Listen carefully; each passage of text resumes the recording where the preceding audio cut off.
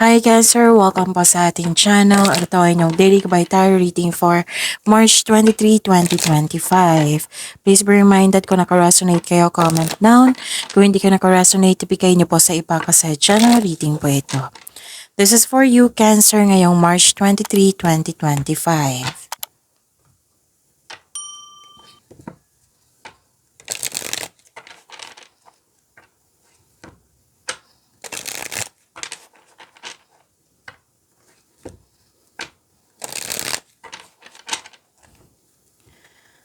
Para po ito sa inyo Cancer ngayong March 23, 2025.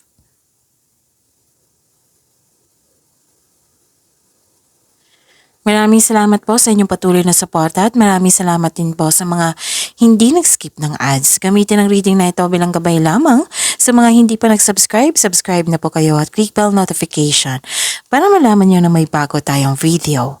Para sa mga gustong magpa-reading po, may lumabas dyan sa screen nyo ngayon.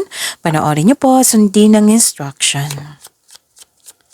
Spirit's Guide, mga ganap po para kay Cancer ngayong March 23, 2025. I need 3 cards po.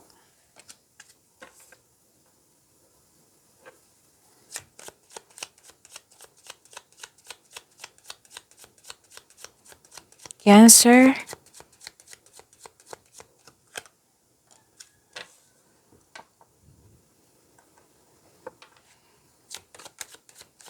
Para po kay Cancer.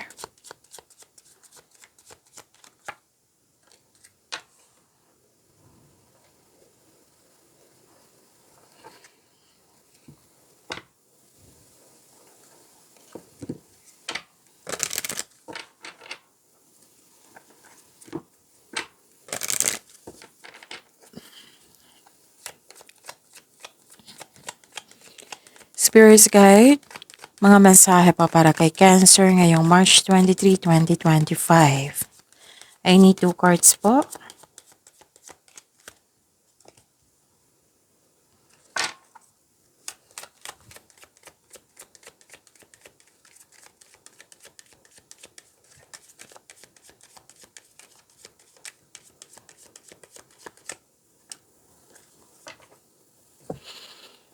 Okay.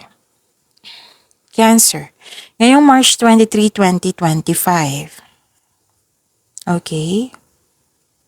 Nakita ko dito na may sacrifice, pwedeng may guilt, pwedeng nahihirapan, nabibigatan, pwedeng nahihirapan sa paggawa ng desisyon. Yes. Nakita ko rin dito na sinamahan ka ng favorite person mo. Companion, nakikita ko dito. Natutuwa ka sa kanya kasi sinamahan ka niya at napatunayan niya na very loyal siya sa iyo. Oo, very supportive siya sa iyo. Pwede din na may bago kayong pet, may bago kayong gamit na nagbigay ng pampers sa inyo dyan. May nakita rin ako dito na hired as katiwala. Pwede din may bago kayong kaibigan or kasamahan dyan na magaan ang loob mo sa kanya. May importanteng ganap regarding sa passion mo. May importanteng desisyon. Oo, may importanteng desisyon sa araw na ito. At mag-ingat kasi may nakita ko dito na-provoke kayo, pwede? Pwedeng na-provoke to kasi nagalit kayo kasi nasaktan kayo, nagkaroon ng argument.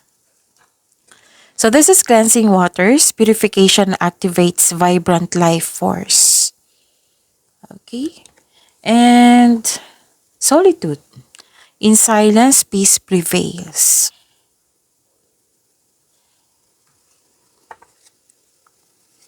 Spirit's Guide, ano pa yung energy ni Cancer ngayong March 23, 2025?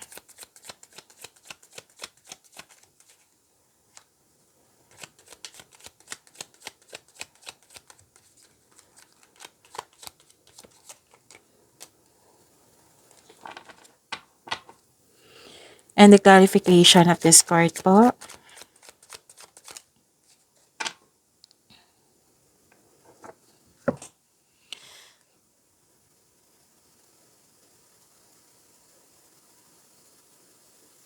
Okay.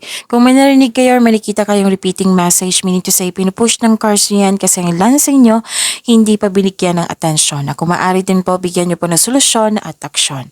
Remember, Cancer, at the end of the day, alam mo na ikaw lang taong may kakayahan at responsable na gumawa ng sarili mong katotohanan at kinabukasan. So, ano yung energy ni Cancer? Okay?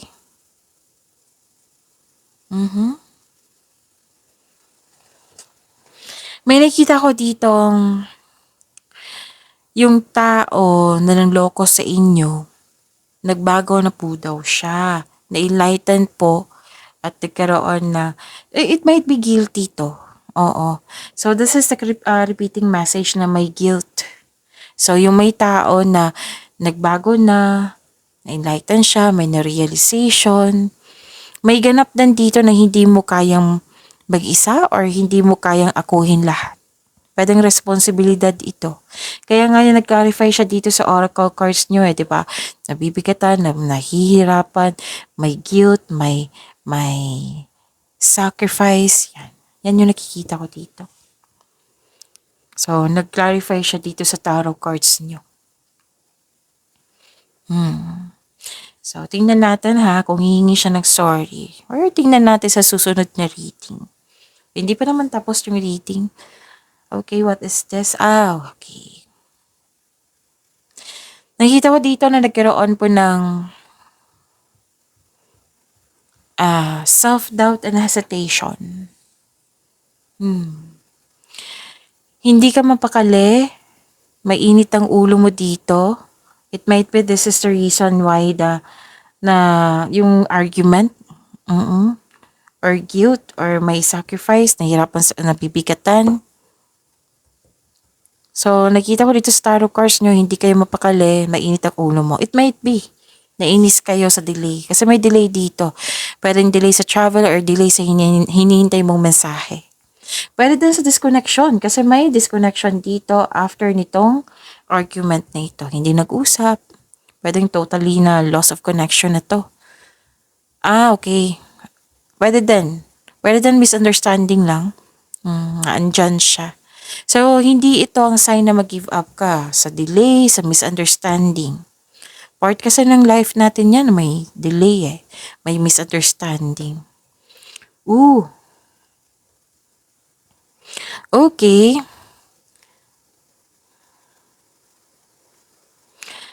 Okay. Medyo sensitive kasi to. So, lahat naman kayo adult dito. Sigurado ko kasi nakaset yan Oo. Yung taong nanloko sa'yo. Pay attention kasi napapause ako na nakita ko yung mensahe. Yung taong babalik sa inyo. It might be this is your ex. Pwede naman hindi. Pwede naman hindi. Pwedeng kaibigan mo, pwedeng ibang tao. Mag-ingat kayo sa kanya kasi hindi maganda ang kanyang intensyon. Na may gusto siyang kunin sa'yo. May hindi okay. Basta may nakita kong hindi okay. Yung intention. So, mag-ingat kayo sa kanya. Depende na yan sa inyo kung sino yan pwedeng ex nyo to, pwedeng dati yung kaibigan. Basta may masama siyang intensyon. Mas nangibabaw yung concern dito sa isang tao.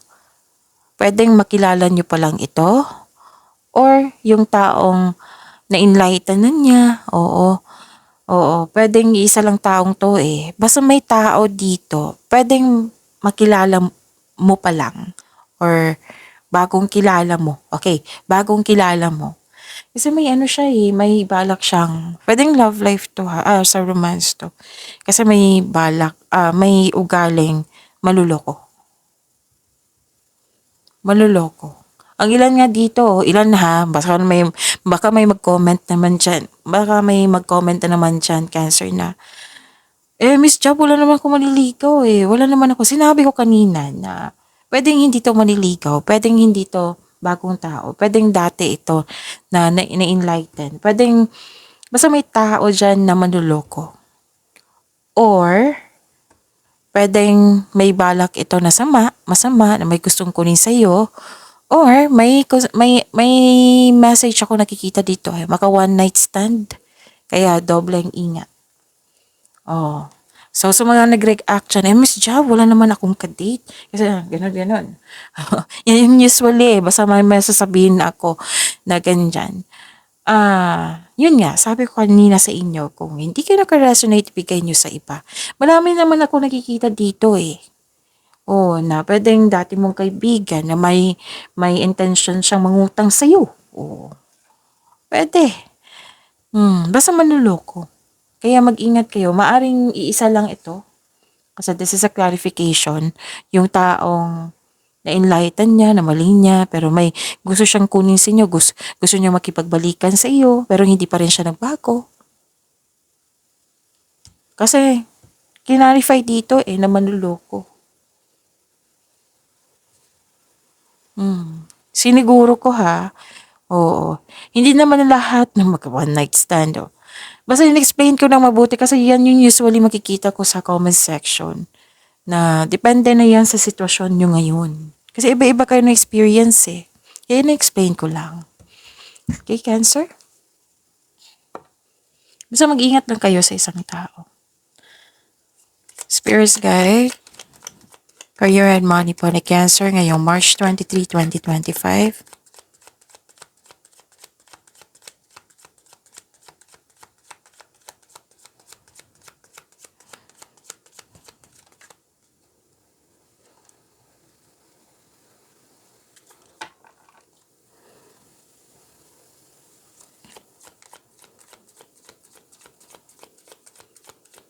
And the clarification of this card po.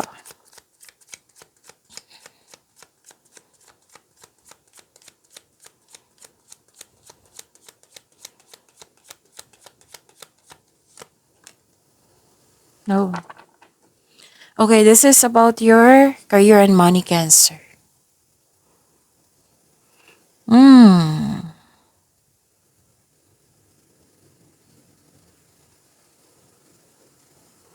Okay. Nakita ko dito na nagkaroon po ng may concern kayo sa isang tao na very controlling, judger.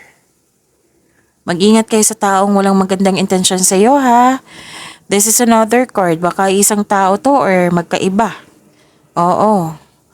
Mag-ingat kayo sa taong walang magandang intensyon sa iyo. Kasi nakita ko dito, dictator, inhumane, very controlling, judger, cold, ruthless. Hindi siya totoo sa iyo.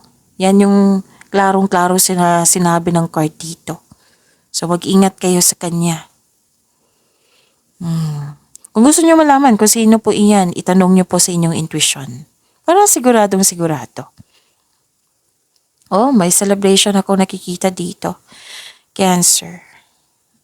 Okay. Okay. Celebration to May nakikita ko ditong special event, celebration, pwedeng party, birthday party, anniversary. May ganap na celebration kasi nabuo or nakompleto na o tapos na yung mga ginagawa nyo. May tagumpay. Actually, nakita ko yung happiness mo dito. Kasi may celebration. May dito may nakita ako ditong collaboration. Oo. At handa na sa bagong simula. Okay, may gantimpala kang matatanggap. Maaring mana ito promotion or recognition. Pwede din pagtaas ng kita, allowance or sweldo. So, after nitong celebration na ito, after nitong pagtatapos nito, kasi may na-achieve may achievement, pagtatapos na kompleto. So, may plano kayong magbakasyon. May ilan sa inyo nag-decide na magpahinga. Posibleng out of town to or mag-staycation kayo sa inyong bahay. Okay. Yun. And you are happy here. Nakikita ko dito happy kayo. Group of people to. Spirits Guide, Love Life, Self-Love, Partnership, and Romance ni Cancer ngayong March 23, 2025.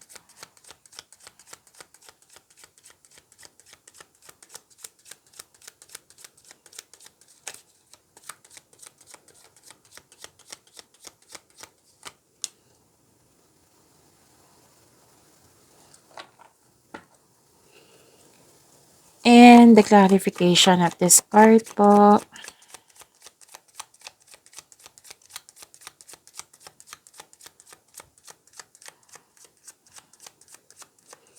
May celebration, pagkakasundo. Okay.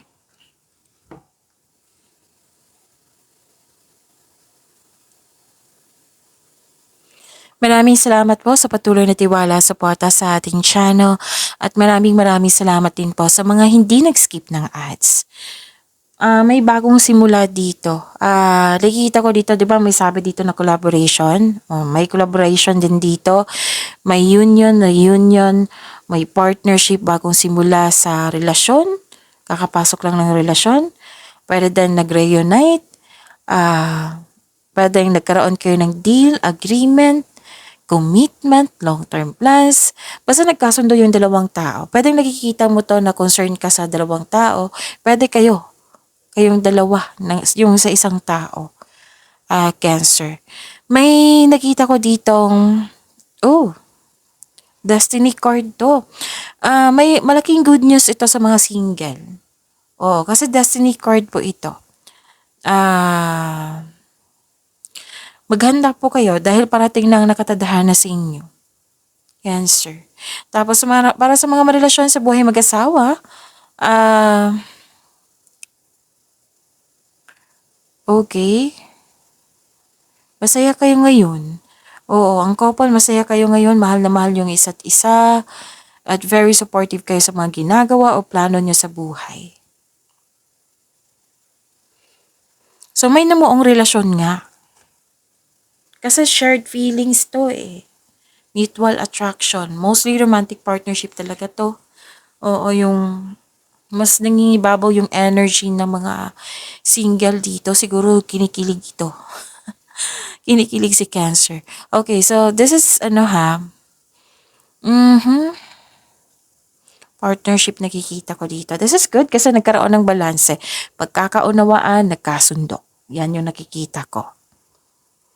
Okay, ano pa?